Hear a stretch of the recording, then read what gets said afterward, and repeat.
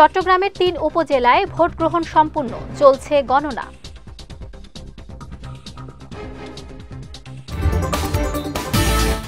এবং চট্টগ্রামের পরিচ্ছন্নতা কার্যক্রমে গতি আনতে চসিকে সংযুক্ত হল ৪০ ময়লার কন্টেইনার।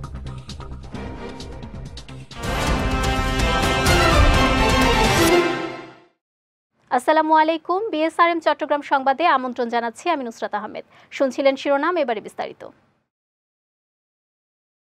চট্টগ্রামের ৩ উপজেলায় শান্তিপূর্ণ ও উৎসবমুখর পরিবেশে সম্পন্ন হয়েছে দ্বিতীয় ধাপের উপজেলা পরিষদ নির্বাচনের ভোট গ্রহণ। এখন চলছে ভোট গণনা। এর আগে সকাল ৮টা থেকে শুরু হয়ে এই ভোট গ্রহণ চলে বিকেল ৪টা পর্যন্ত। নির্বাচনে ফটিকছড়ি, হাটহাজারী ও রাঙ্গুনিয়া উপজেলার মোট ২১ জন প্রার্থী প্রতিদ্বন্দ্বিতা করেছেন। এর মধ্যে চেয়ারম্যান পদে ৫ জন, ভাইস চেয়ারম্যান পদে ১০ ও মহিলা ভাইস চেয়ারম্যান পদে রয়েছেন ৬ জন। এবারের নির্বাচনে ৩ উপজেলায় মোট ভোটার রয়েছেন ১১,২০,৭৩৪ জন। এছাড়া রাউজান উপজেলায় সবগুলো পদে বিনা প্রতিদ্বন্দ্বিতায় নির্বাচিত হয়েছেন প্রার্থীরা।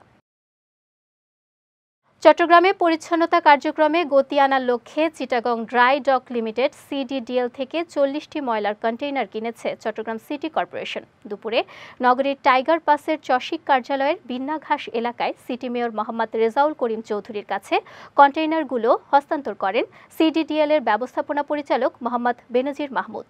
এ সময় বাংলাদেশ রোড ট্রান্সপোর্ট কর্পোরেশনের ব্যবস্থাপক মোহাম্মদ মফিজ উদ্দিন চসিকের ৪টি বর্জ্য অপসারণে ব্যবহৃত গাড়ি সংস্কার করে চসিক মেয়রের কাছে হস্তান্তর করেন।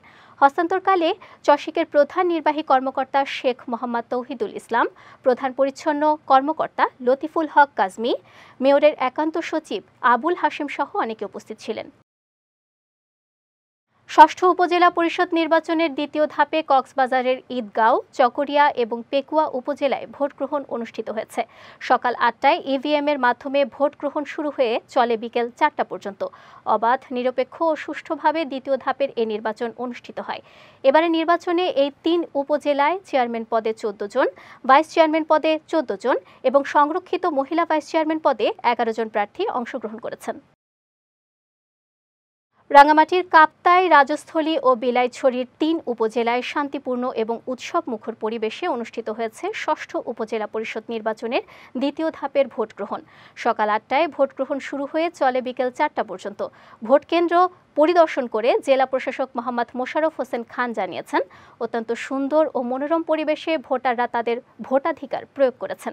এদিকে সুষ্ঠু ও অবাধ নির্বাচন নিশ্চিতে ভোট কেন্দ্রগুলোতে আইনশৃঙ্খলা বাহিনী নিয়োজিত ছিল বলে জানিয়েছেন রাঙামাটির পুলিশ সুপার মীর আবু তৌহিদ। চট্টগ্রামের চন্দনাইশে আগামী ২৯শে মে উপজেলা নির্বাচনকে সামনে রেখে ঘোড়া প্রতীকে চেয়ারম্যান পদপ্রার্থী আবু আহমেদের সমর্থনে মতবিনিময় সভা অনুষ্ঠিত হয়েছে।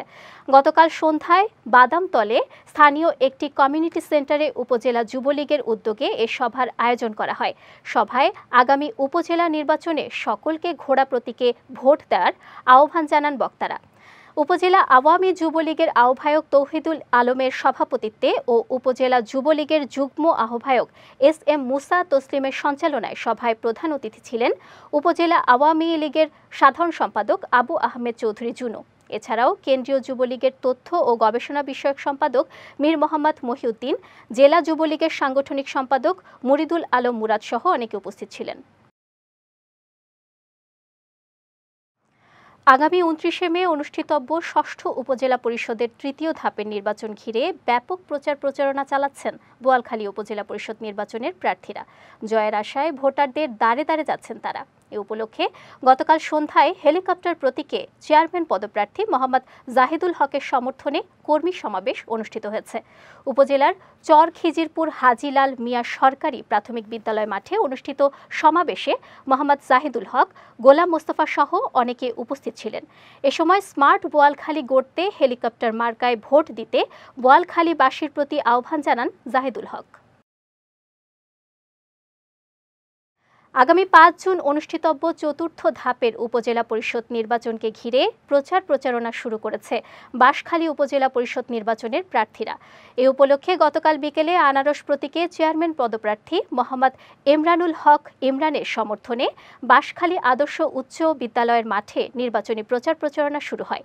বিদ্যালয়ের মাঠ থেকে একটি মিছিল বের হয়ে উপজেলার প্রধান সড়ক প্রদক্ষিণ করে আবার বাঁশখালী আদর্শ উচ্চ বিদ্যালয়ে এসে শেষ হয়। এতে প্রতিটি ইউনিয়ন এবং ওয়ার্ডের মানুষ অংশগ্রহণ করেন। চট্টগ্রাম চন্দনাইশ উপজেলা পরিষদ নির্বাচনে হলফনামায় তথ্য গোপনের অপরাধে জসিমউদ্দিন আহমেদের প্রার্থিতা বাতিলের দাবি জানিয়েছেন চন্দনাইশ নাগরিক ফোরামের নেতৃবৃন্দরা। গতকাল নগরীর প্রেস ক্লাব এস রহমান হলে আয়োজিত সংবাদ সম্মেলনে এ দাবি জানান তারা।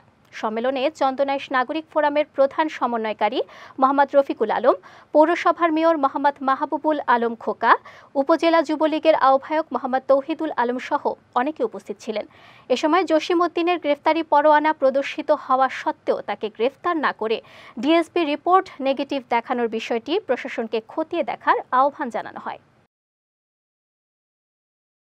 চট্টগ্রামে আল আমিন হজ মিশন ট্যুরস অ্যান্ড ট্রাভেলসের হজ প্রশিক্ষণ কর্মশালা ও প্রীতি সম্মেলন ২০২৪ অনুষ্ঠিত হয়েছে। গতকাল নগরীর মুরাদপুরের একটি কনভেনশন হলে এ আয়োজন করা হয়। অনুষ্ঠানে প্রতিষ্ঠানটির ব্যবস্থাপনা পরিচালক সাইমুল্লাহ চৌধুরী, হাটহাজারী মাদ্রাসার প্রধান পরিচালক আল্লামা খলিল আহমেদ কাশিমি আল কুরাইশি, মুফতি মাওলানা ইউসুফ সহ অনেকে উপস্থিত ছিলেন। কর্মশালায় অতিথিরা হাজিদের হজ পালনের সঠিক দিক নির্দেশনামূলক বক্তব্য তুলে ধরেন। এছাড়া এবারের হজ যাত্রায় আল আমিন হজ মিশন ট্যুরস অ্যান্ড ট্রাভেলসের মাধ্যমে প্রায় অর্ধশতাধিক হজযাত্রী মক্কার উদ্দেশ্যে হজ করতে যাচ্ছেন বলে জানিয়েছে প্রতিষ্ঠানটির কর্তৃপক্ষ। চট্টগ্রাম সংবাদ শেষ করার আগে শিরোনামগুলো দেখে নিচ্ছি আরও একবার।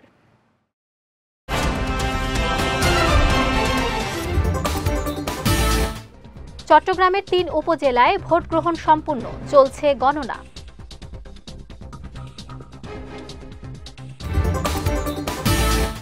এবং চট্টগ্রামের পরিচ্ছন্নতা কার্যক্রমে গতি আনতে চসিকে সংযুক্ত হল ৪০ ময়লার কন্টেইনার।